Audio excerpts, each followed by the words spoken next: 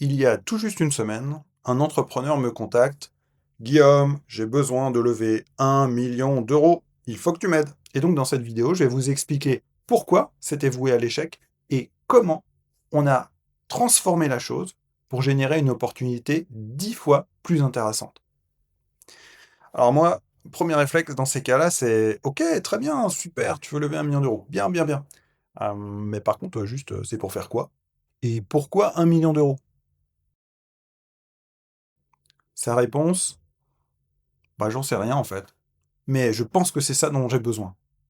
Et là, pour moi, c'est red flag immédiat. Pourtant, il avait déjà prouvé son modèle. Il avait monté en fait une société qui générait 2 millions d'euros de chiffre d'affaires, 25% de marge, 4 agences, etc. Mais en fait, quand il a voulu faire le scale-up de cette structure, il a manqué de fonds propres, il a manqué de liquidité, de trésorerie. Et donc il s'est dit, bah, cette fois-ci, je vais tout redémarrer, par contre avec beaucoup plus de cash. Mais ça, c'est vraiment, vraiment, vraiment voué à l'échec parce qu'il aurait reproduit les mêmes problématiques, ce serait juste arrivé un tout petit peu plus tard. Alors d'abord, je vais vous donner un petit peu de contexte quand même sur ce business. Donc il est dans ce qu'un ami à moi a appelé lors d'une conférence il n'y a pas longtemps, business chiant égale gros argent. C'est intéressant parce que lui, son métier, c'est la gestion des nuisibles. Donc les rats, les puces de lit, les insectes, etc. C'est pas sexy comme domaine d'activité, mais c'est hyper rentable. Pourquoi? Pas parce qu'en fait, c'est juste absolument nécessaire. On n'est pas dans le nice to have, on est dans le must have en termes de modèle économique et de besoin. C'est-à-dire que quand vous avez besoin de lui, vous en avez besoin maintenant, le plus vite possible. Et j'ai presque envie de dire à n'importe quel prix, l'essentiel, c'est l'efficacité. Et il a une vraie expertise sur le fond. Il avait monté une boîte qui tourne bien, 7 ans d'existence, donc 4 agences, des process ultra rodés, des équipes super bien formées, chaque bureau qui générait à peu près 500 000 euros de chiffre d'affaires, avec donc 25% de marge avant impôt, donc on est vraiment dans du solide, on est dans du duplicable, on est dans quelque chose d'extrêmement intéressant en termes de business. Par contre, l'erreur fatale, c'est qu'à une certaine étape, ils ont voulu doubler le business d'un seul coup, donc ouvrir 4 nouvelles agences alors qu'il y en avait 4 en place. Dans le même temps, comme ils sont montés en gamme et en visibilité, ils ont eu l'opportunité de remporter un certain nombre de contrats cadres, d'appels d'offres. Donc pour des volumes beaucoup plus importants sur la durée. Ça aussi c'est très intéressant parce que quand vous travaillez le B2C pour de la gestion nuisible à domicile, eh ben, les activités sont peu prédictibles. Et potentiellement, il peut y avoir des hauts, des bas, etc. Alors que quand vous êtes sur des contrats cadres, par exemple pour accompagner un acteur de l'agroalimentaire qui a des obligations réglementaires à faire en termes de gestion des nuisibles, des plans de prévention, des vérifications périodiques, des audits, etc., bah vous avez une visibilité sur plusieurs années, sur un volume d'affaires. Et ça, c'est intéressant parce que ça vous permet de recruter du staff, de le former, de le dédier potentiellement à ses clients. Donc c'est très bien, sauf que, réalité du terrain, ce genre de contrat, vous avez des problématiques de trésorerie très difficiles. Parce que vous êtes obligé d'anticiper des recrutements avant de toucher l'argent qui est souvent versé longtemps après le démarrage de la prestation. Et donc, des gros contrats, c'est bien, des gros donneurs d'ordre, c'est top, une diversification vers le B2B, c'est excellent, sauf que du coup, ça nécessite un maximum de fonds propres pour démarrer. Et le faire dans 4 endroits nouveaux, en plus de grossir sur ces nouveaux marchés dans les 4 agences déjà existantes, eh ben ça faisait vraiment beaucoup de choses. Alors en termes de croissance, évidemment, on est dans un truc qui part aux étoiles, on est tous très très contents, un CA qui explose, super cool, par contre, une trésorerie qui s'évapore. Et là, on arrive dans une situation avec de la dette bancaire, plutôt bien gérée d'ailleurs, je trouve. Elle n'était pas énorme, franchement, mais une crise de croissance, une crise de scale-up, comme on en voit souvent, et bah, en général, ça se termine assez mal. Donc du coup, la fausse bonne idée, c'est de revenir me voir. Cette fois, je vais prendre 1 million d'euros tout de suite, comme ça, je vais aller beaucoup plus fort. J'aurai pas ces problèmes-là. Je vais tout de suite me planifier d'ouvrir, allez, 20 agences en 2 ans, parce que je connais le business, parce que je l'ai processisé, parce que j'ai même déjà une partie des équipes qui seraient prêtes à retravailler pour moi, parce que j'ai aussi des clients qui étaient extrêmement satisfaits, qui sont prêts à retravailler pour moi. Mais du coup, je lui dis: «OK, sauf que là, tu démarres. Pour l'instant, là, concrètement, tu as rien, en fait. Il y a eu une phase d'échec, la boîte est partie en liquidation, c'est pas un problème en soi, hein. Même si on est en France et que l'échec est souvent mal perçu, en tout cas pour moi, c'est juste une étape indispensable vers quelque chose de mieux derrière. C'est de l'apprentissage, hein, et il s'en est pas si mal sorti et en plus, il a la capacité à rebondir très vite. Donc petit point mindset, en profiter aussi pour se souvenir que c'est pas grave et que ça fait partie de la vie et qu'un entrepreneur qui s'est jamais trompé, ça n'existe pas. Partir sur des bonnes bases, très bien, super, top, génial. Mais du coup, tu veux lever 1 million d'euros là. Ton objectif, c'est de lever auprès de qui? Ah bah je sais pas. Ok. 1 million d'euros, ça commence à être du venture capital, donc t'as pas d'historique dans l'entreprise. Un venture va s'intéresser quand même plutôt aux entreprises qui font déjà un certain chiffre d'affaires, hein, même souvent plutôt 2, 5, 10 millions. Donc toi, t'en es très très loin. Et puis concrètement, réfléchissons en termes de valorisation de 2 minutes. Tu démarres, tu veux 1 million d'euros, t'es prêt à lâcher combien de parts? Et là, il me dit, bah, 20-25% d'entreprise. OK? Donc si tu fais un calcul simple, ça veut dire que tu valorises ton entreprise entre 4 et 5 millions. Mais t'as pas commencé. Alors certes, tu faisais 2 millions avec un bon EBITDA précédemment, mais il faut tout reconstruire. Et t'es pas sûr que tes clients vont te suivre, en fait, hein. Voilà. Donc là, bah, c'est un moment donné où, un peu dur, où il faut tout simplement dire à cet entrepreneur hyper sympathique et plein de bonne volonté que concrètement, bah, sa boîte aujourd'hui, bah, elle vaut 0. Elle vaut 0 parce que, bah, il a rien redémarré. Donc avant de vouloir se valoriser 4 ou 5 millions, eh ben, il va falloir commencer déjà à remontrer un début d'activité, quoi. Et c'est un calcul que peu de gens font, mais c'est vrai que chercher autant d'argent au démarrage d'une entreprise, de toute façon, c'est voué à l'échec. C'est voué à l'échec parce que c'est d'argent gratuit. Donc quand bien même quelqu'un serait prêt à les donner, en subvention, une banque complètement folle qui serait prête à les prêter, des investisseurs, la famille, l'oncle d'Amérique, tata Jacqueline ou je sais pas qui, bah, c'est une mauvaise idée. Alors ça, pour le coup, c'est mon expérience personnelle qui vous le dit. Pour avoir monté un certain nombre de sociétés, certaines avec pas mal d'argent au démarrage, eh ben, je ne referai plus jamais. Parce que vous oubliez votre focus. Ça veut dire qu'à un moment donné, quand il y a trop de trésorerie disponible au point de départ, plutôt que de la percevoir au fil de votre évolution, quand vous avez trop d'argent tout de suite, eh ben, vous faites des conneries. Vous vous éloignez du marché, vous vous enfermez par exemple dans un tunnel de R&D sans fin, sortir un produit mais qui est absolument pas adapté à ce que le marché il attend. Juste vous vous êtes trompé et vous êtes resté dans votre caverne à penser que vous aviez la vérité absolue. Et ça, c'est vraiment quelque chose qu'il ne faut pas faire. Alors dans son cas, c'est un petit peu différent parce qu'il connaît les clients, il sait ce qu'ils veulent, il sait comment leur vendre. Après, j'ai envie de dire, il y a quand même eu des problèmes de trésorerie. Donc on sait comment vendre, mais est-ce qu'on l'a vendu au bon prix, de la bonne manière? Est-ce qu'on a échelonné correctement la trésorerie? Notamment sur le B2B, il y a probablement des choses à faire. Donc maintenant qu'on a un peu planté le décor de ce projet, l'idée c'est de faire finalement l'anatomie de l'erreur qui a été faite. Et notamment de répondre aux questions pourquoi les fonds ne viendront pas? La vraie leçon qui se cache là derrière, derrière la perte, la dernière fois, de la société et sa liquidation, et puis potentiellement l'opportunité cachée. Et c'est là où je pense qu'un avis extérieur est quelque chose d'extrêmement intéressant. Alors, on y va. Donc, pourquoi les fonds ne viendront pas? Donc, comme je l'ai dit, un venture capital va plutôt venir quand il y a déjà un track record de chiffre d'affaires en millions d'euros ou au moins 500 000 euros, on va dire, de chiffre d'affaires consolidé. On a prouvé qu'on est capable de le faire. Pas dans la société d'avant, dans le nouveau paradigme. Parce que si c'est pour refaire les mêmes erreurs que précédemment, c'est pas la peine. Voilà. Et venture, lui, il sait bien qu'il y a une part de risque, mais enfin, l'objectif, c'est quand même de récupérer son argent et, si possible, avec un multiple dans un nombre de cas le plus haut possible, hein. Ensuite, autre hypothèse, donc on a le business angel. On va se positionner juste un peu en dessous, sauf que le business angel sur de l'amorçage, donc c'est toute première phase de création d'entreprise, bon, bah, c'est plus compliqué. C'est plus compliqué parce que comme n'importe quel investisseur, surtout que lui, il va mettre son propre argent personnel, hein. Autant le venture capitaliste, lui, il va mettre, l'argent de ses clients, hein, ou de ses grands donneurs d'ordre. Alors après, c'est pas forcément des particuliers, hein, ça peut être, quand on parle de clients, ça peut être des banques, ça peut être des family office et cetera. Bon, voilà. Mais ce qui est sûr, c'est que le business angel, lui, à côté de ça, c'est son propre argent. Donc autant dire qu'il va pas avoir la même analyse de risque, hein, parce qu'il va dire: «OK, mais enfin moi, si je te file l'argent là, j'aimerais juste, en revoir la couleur, hein.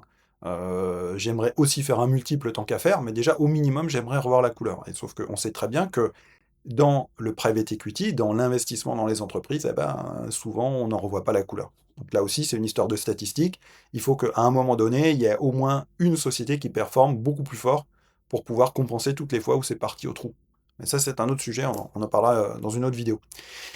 Toujours est-il que donc en amorçage, dans cette première phase de l'entreprise, faire intervenir des business angels, c'est assez compliqué. Et puis, on sera sur des montants qui vont peut-être être de 100 000, 200 000 euros, peut-être, peut-être. Mais par contre, il va falloir un business plan super béton. Là, en l'occurrence, on est sur un secteur d'activité facile à comprendre, une opportunité marché évidente et une rentabilité excellente. Heu, on est vraiment là pour, finalement combler un pain pour les gens, qui ont ce problème à résoudre, que ce soit un B2C, donc un client qui je sais pas, qui est infesté de puces de lit, lui, il veut une réponse rapide, comme un serrurier, hein, qui va venir vous ouvrir la porte quand elle a claqué derrière vous. Mais en B2B, c'est pareil parce qu'il y a une obligation réglementaire de faire des choses. Et puis potentiellement, si vous êtes un restaurant, si vous êtes un hôpital, si vous êtes, je sais pas, une entreprise pharmaceutique, vous n'avez pas tellement envie d'avoir des nuisibles dans votre zone de production, hein. On va pas se mentir, ce serait quand même mieux d'éviter. Donc, ok, donc là-dessus, c'est bon. On n'est pas déjà sur l'invention d'un truc bizarre. Ensuite, c'est un service. Alors, outillé d'une certaine manière, ça c'était un point sur lequel ils avaient un avantage, je pense, concurrentiel par rapport à ce qu'il a pu récupérer de son ancienne société. Mais par contre, clairement, on est dans quelque chose où, il va falloir après démarcher, hein, parce que c'est de la vente de services, donc il va falloir faire de la visibilité, du marketing, encore et encore. Alors c'est du marketing local, donc c'est un peu plus simple à faire, mais n'empêche qu'il va falloir le faire et il va falloir aussi créer une nouvelle notoriété pour l'entreprise puisqu'elle va partir de zéro. Donc les business angels, ça va être très compliqué, alors ça peut s'envisager, mais honnêtement, pas plus de 200 000 euros. Donc pour lui, ça sert un peu à rien, clairement. Après, il y a l'autre point, il me dit: «Ah oui, mais j'ai vu, je pourrais avoir des subventions et cetera». Alors oui, les subventions aussi, c'est intéressant. Alors j'ai un avis un peu tranché aujourd'hui là-dessus. Hem, j'ai beaucoup été dans le cœur du système, à titre personnel. J'ai, moi-même consommé beaucoup de subventions. Et je le regrette, en fait, aujourd'hui. Je le regrette parce que, au moment où je les ai, sollicités, je pense que j'étais aveuglé par, justement, potentiellement l'inadéquation entre ce que j'étais en train de développer et ce que le marché souhaitait. Et finalement, je me demande si c'est une si bonne chose, les subventions aux entreprises, parce que, quelque part, si l'entreprise n'est pas capable d'aller chercher son client et de rentrer du chiffre d'affaires et de vivre de son activité, à un moment donné, est-ce que c'est vraiment à l'État de venir intervenir là-dessus pour l'aider? Je suis pas hyper sûr. C'est des choses auxquelles, moi j'ai fait appel, hein, donc j'en parle en toute transparence mais je pense que je le ferai plus jamais. Voilà. Ensuite, il y a un autre point avec les subventions, c'est bien gentil, mais c'est quand même des montants qui sont alors très significatifs pour la collectivité, hein, très significatifs pour, tout simplement nos impôts, mais par contre pour l'entrepreneur, il aura pas 1 000 000 € de subvention, hein.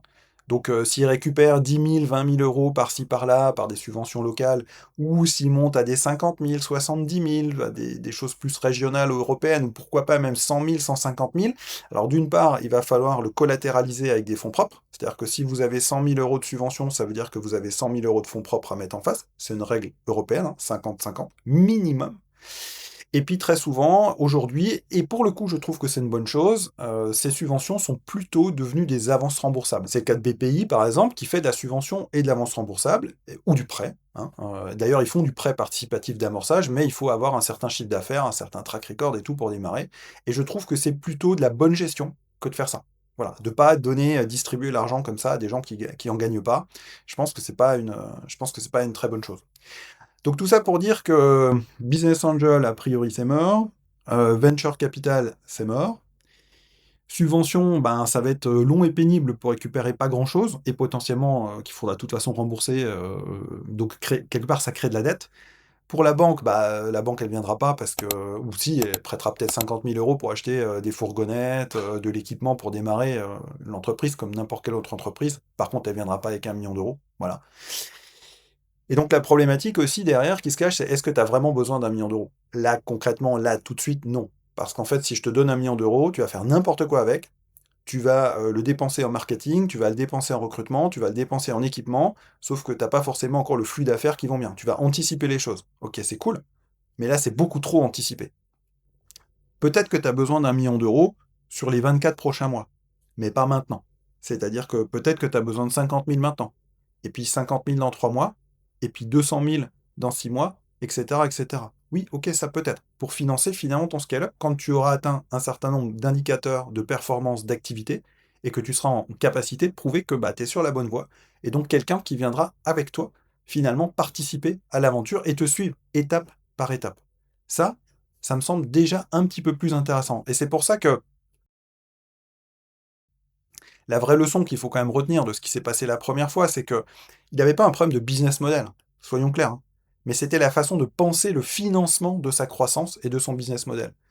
Et donc, quand on n'a que des petites rentrées d'argent par des particuliers qui sont instables dans le temps, et que la partie prévisible des recettes en B2B, elle est sur des échelles de temps qui sont très longues, alors peut-être qu'il aurait pu faire de l'affacturage, des choses comme ça. Il y a des choses qui existent, hein, mais bon, voilà, ça n'a pas été fait, c'est pas grave.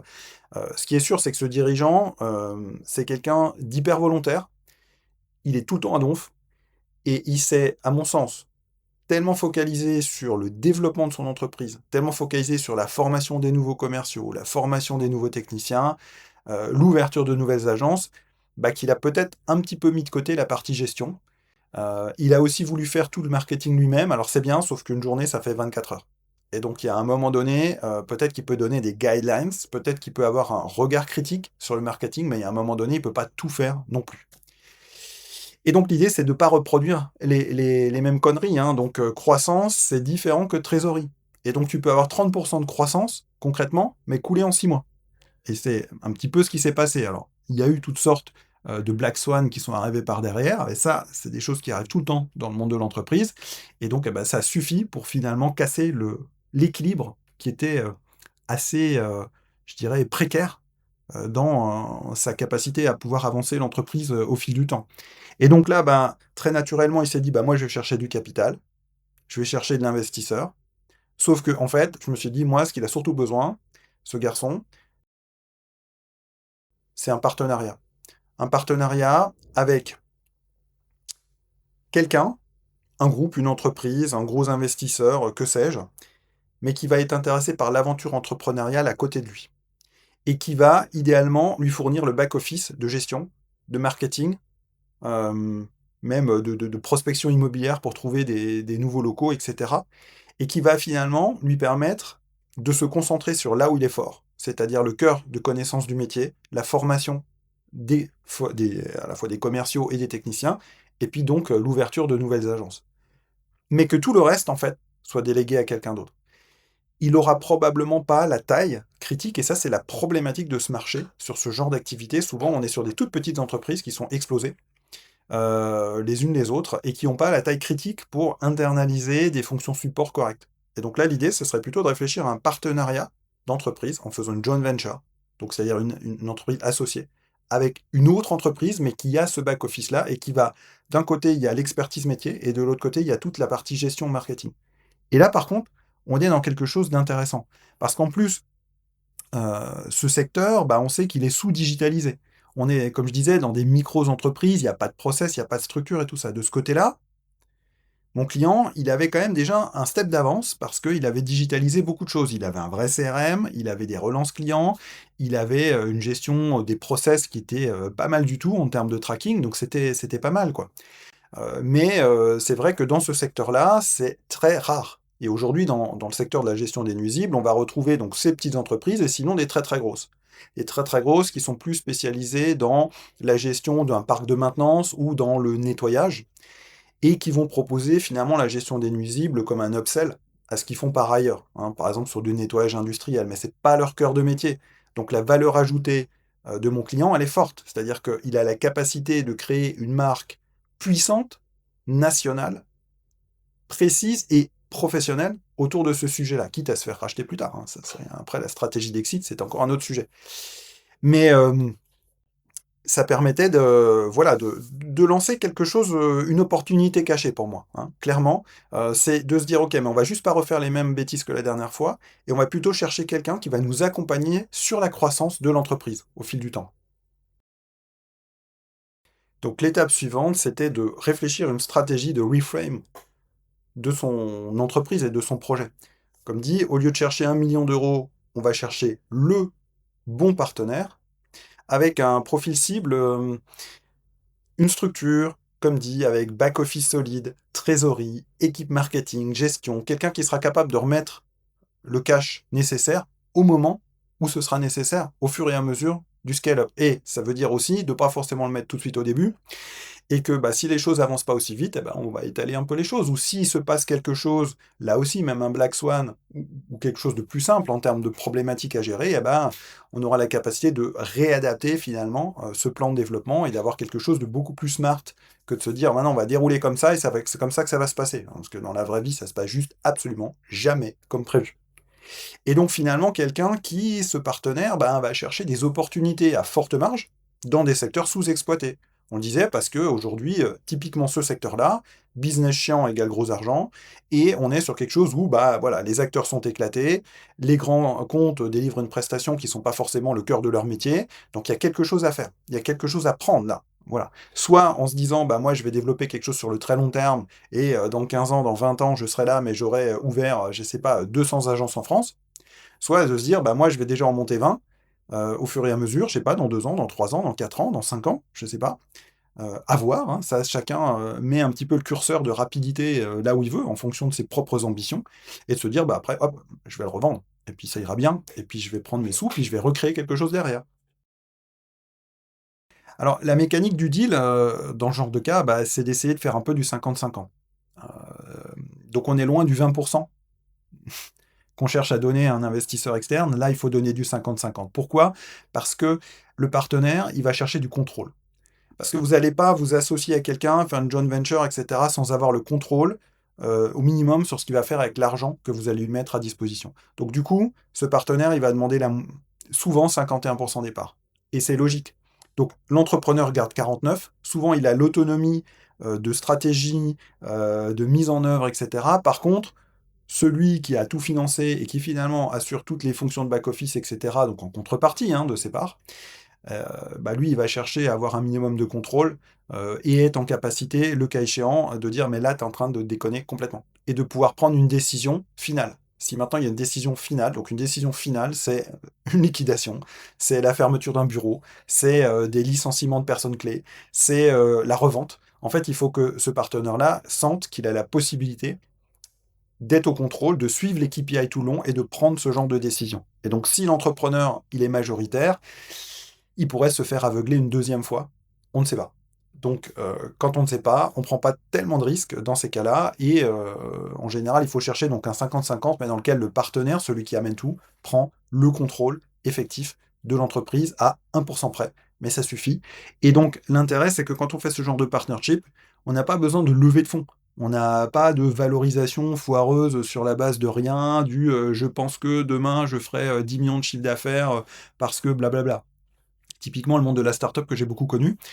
Euh, alors, des fois, ça marche, mais quand même, souvent, ça marche pas. Et un business plan, moi, j'en ai jamais vu un seul qui arrivait à concrètement délivrer ce qui était prévu dans le business plan, hein. Il y a trop de choses qui se passent. En fait, au fur et à mesure de la vie d'une entreprise, il y a des opportunités qui se créent qu'on n'avait pas identifiées au point de départ. Il y a des opportunités qu'on pensait formidables qui ne le sont pas du tout.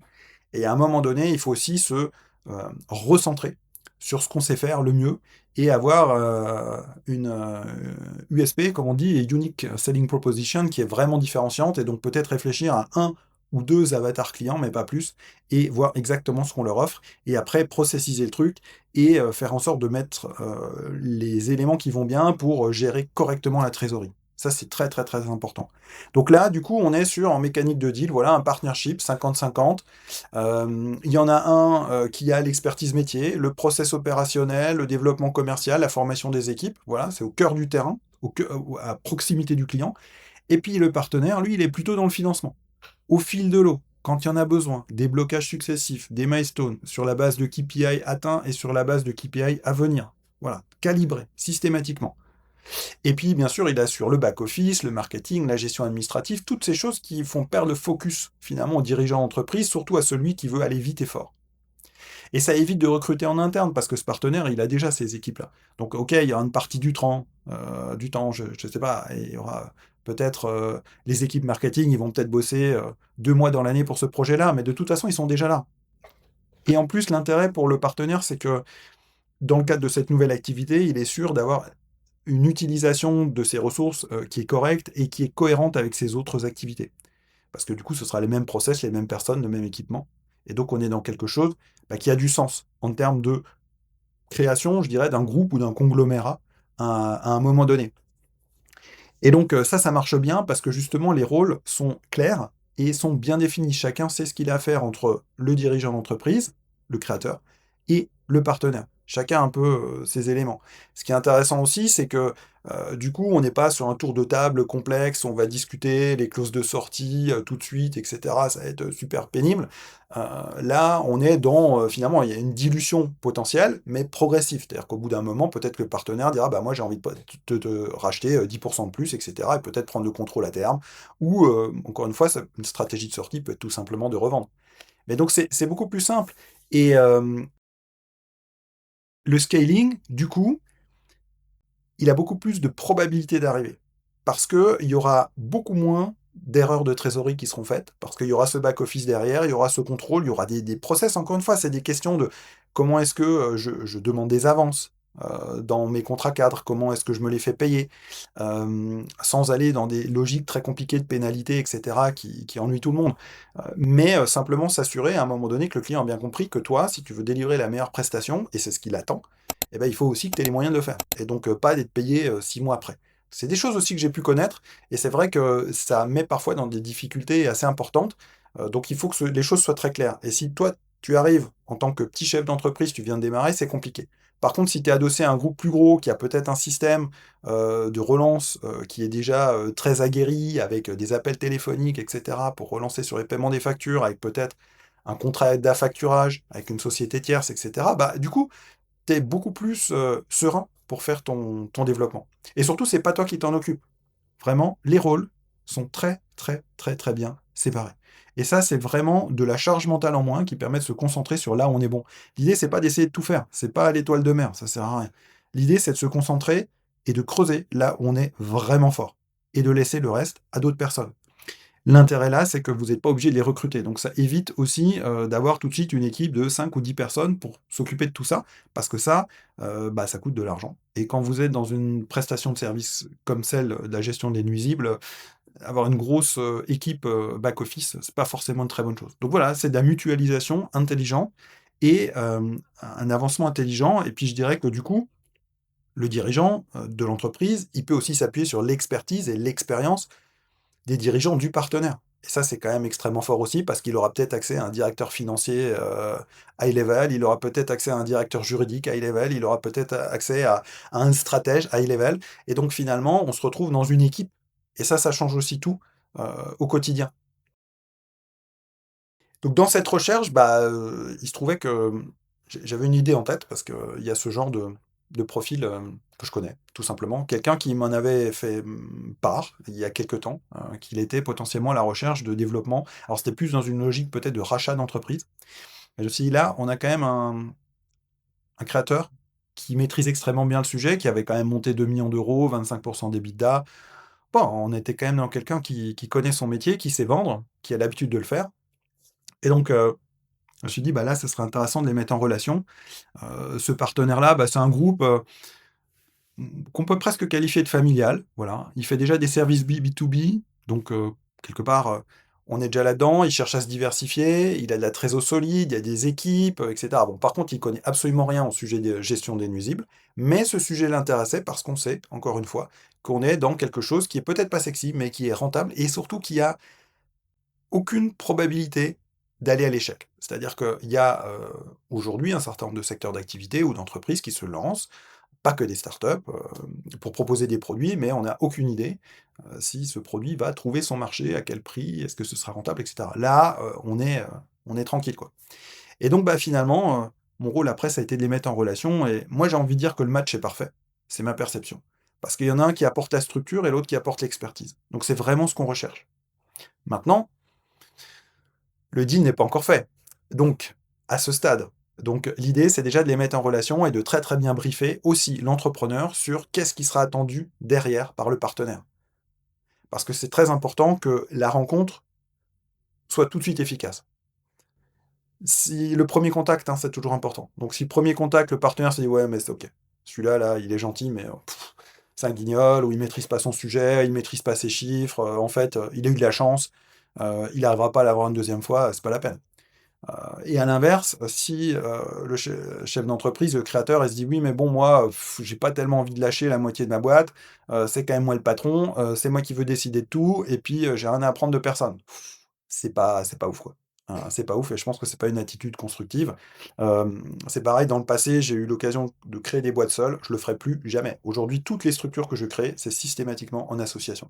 Il faut avoir des compétences qui se qui sont différentes et qui vont, créer, x10. Hein, c'est pas 1 + 1 égale 2, c'est 1 + 1 égale 10 et c'est vraiment ça qui est intéressant à alors c'est pas des vraies maths, hein, on est d'accord, mais c'est la réalité, du business. Parce que vous allez associer vraiment des compétences qui sont complémentaires et ça va donner beaucoup plus que la simple addition de ces compétences.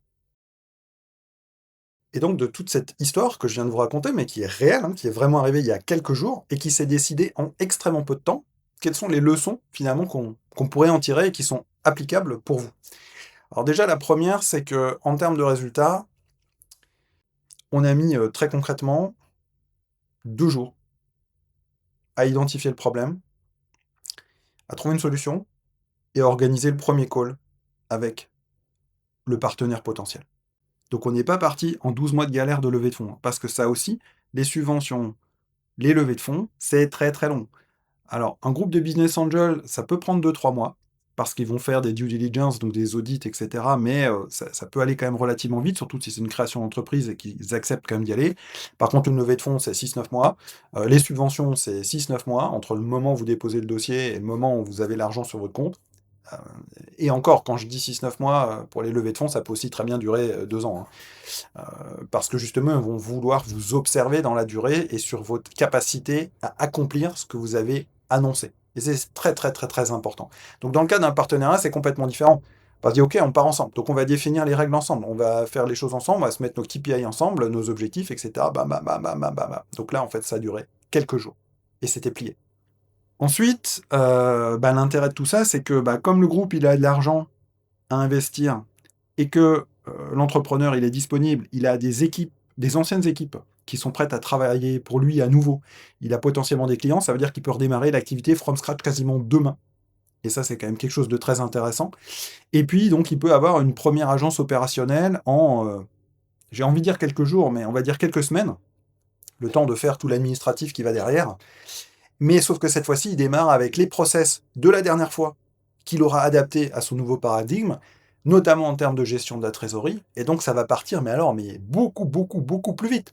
Évidemment, il y a tous les contenus marketing à créer, donc il y aura cette phase-là d'accompagnement sur le terrain, mais ça va lui permettre aussi de se dire, OK, maintenant que je suis backé par un partenaire solide, je vais pouvoir aller immédiatement chercher les contrats cadres, donc l'aspect B2B, on va dire, les appels d'offres, et cetera. Et ça, c'est bien parce que, bon, déjà, un appel d'offres, il faut compter 6 à 12 mois, hein, entre le moment où il est publié et le moment où il est notifié et vous commencez à travailler, ouais, c'est plutôt 12 mois d'ailleurs que 6. Voilà, donc il faut anticiper tout ça, donc autant commencer tout de suite.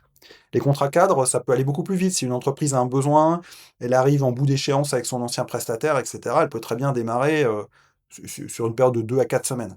Et donc ça, c'est intéressant parce que ça fait un flux de trésorerie. Mais vous pouvez vous le permettre parce que vous avez le partenaire derrière qui vous dit: «OK, moi, de toute façon, j'aurai l'assurance». Quand vous allez remplir les documents, ils vont dire: «Bah, OK, c'est quoi votre capitalisation? C'est quoi vos fonds propres? C'est quoi votre expérience? Ah, vous existez depuis, 2 semaines? Ah ouais, mais vous êtes gentil, mais bon. Ouais, ouais, OK, on existe depuis 2 semaines, mais en fait, on a existé pendant 7 ans et là, on a recommencé, puis maintenant, on a ceux-là qui sont derrière».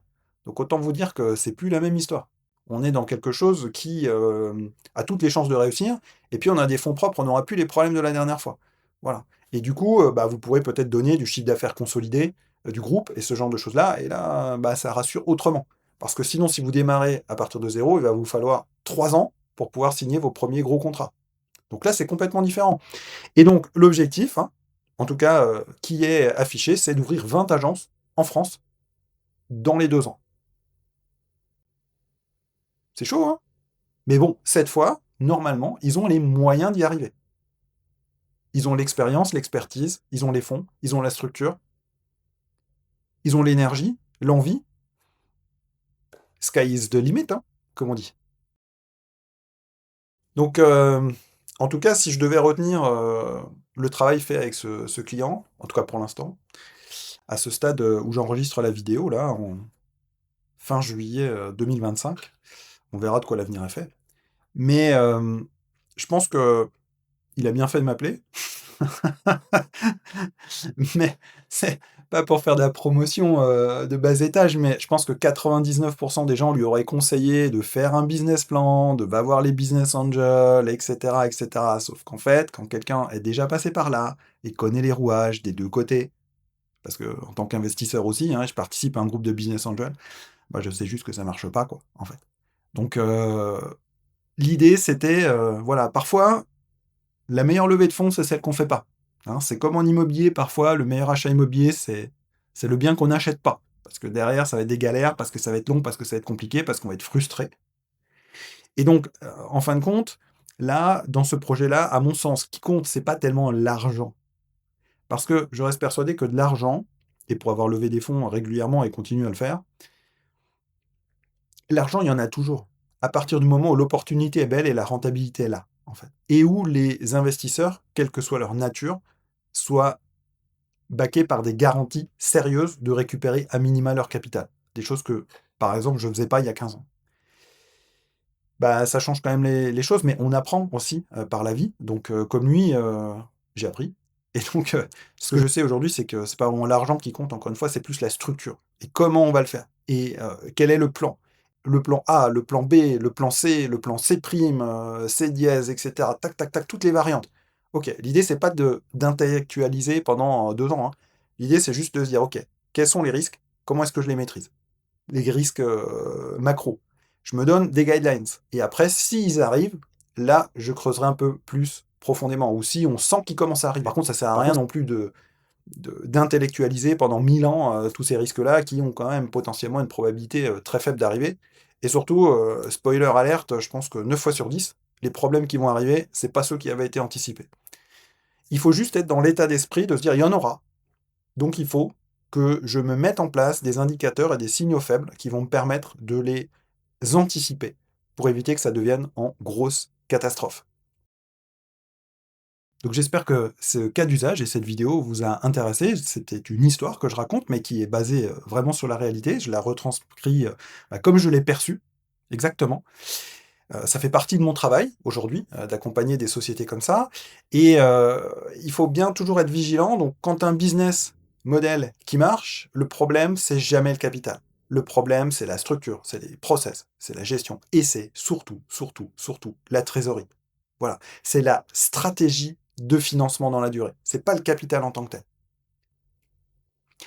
Et dans cet exemple-là, on voit bien que parfois, la solution n'est pas là où la plupart des gens regardent, mais qu'il faut chercher un peu out of the box, comme disent nos amis américains, et trouver peut-être une solution beaucoup plus smart que ce qui semblait être la fausse bonne idée, en tout cas, au point de départ.